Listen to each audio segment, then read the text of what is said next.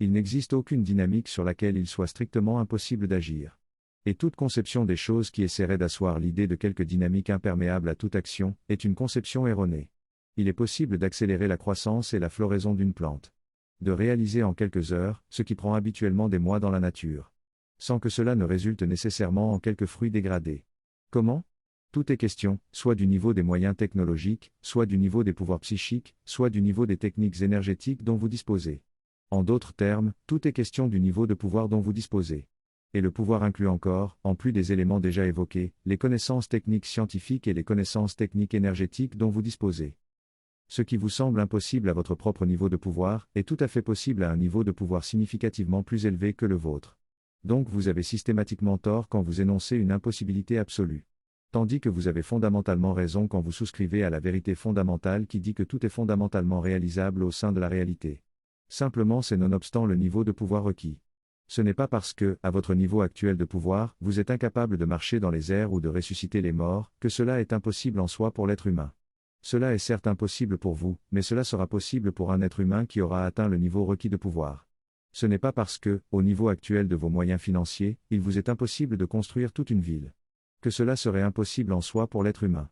Un être humain devenu suffisamment riche, peut tout à fait construire toute une ville. Les chantres de l'impossibilité ne chantent que leur propre incapacité à intégrer la vérité. En essayant de l'étendre à tout le monde.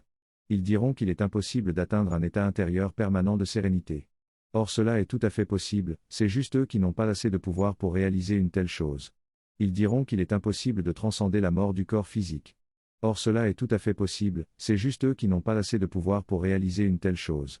Ils diront qu'il est impossible de transcender la souffrance, et ce faisant ils ne parleront en réalité que de leur propre résignation à la souffrance. Et de leur propre incapacité à s'investir sérieusement dans le développement de leur pouvoir.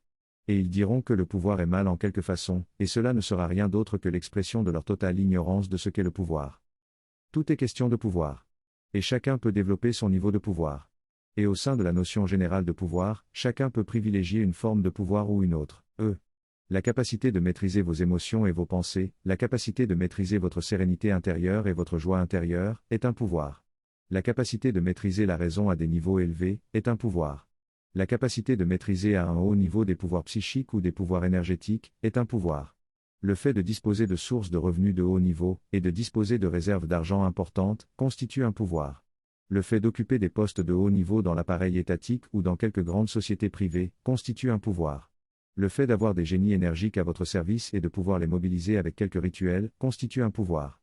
Le fait de maîtriser des connaissances avancées de nature technique scientifique ou de nature technique énergétique, constitue un pouvoir. Tant que vous croirez que le pouvoir est une chose dont il faut se méfier, alors que c'est une chose que vous devez cultiver et développer encore et encore, vous serez dans l'ignorance et dans l'impuissance, et vous demeurerez victime des événements et des circonstances dans votre vie. Et peut-être même que vous deviendrez un chantre de l'impossibilité. Tout est question de pouvoir, et il n'existe aucune limite absolue au niveau de pouvoir général qu'un être peut atteindre. Il existe des êtres suffisamment puissants pour opérer et pour diriger la création de tout un écosystème sur une planète. Pour créer une race intelligente sur une planète et pour diriger le développement de sa civilisation au fil du temps. Depuis l'enfance de cette race, jusqu'à sa pleine maturation en tant que race interstellaire.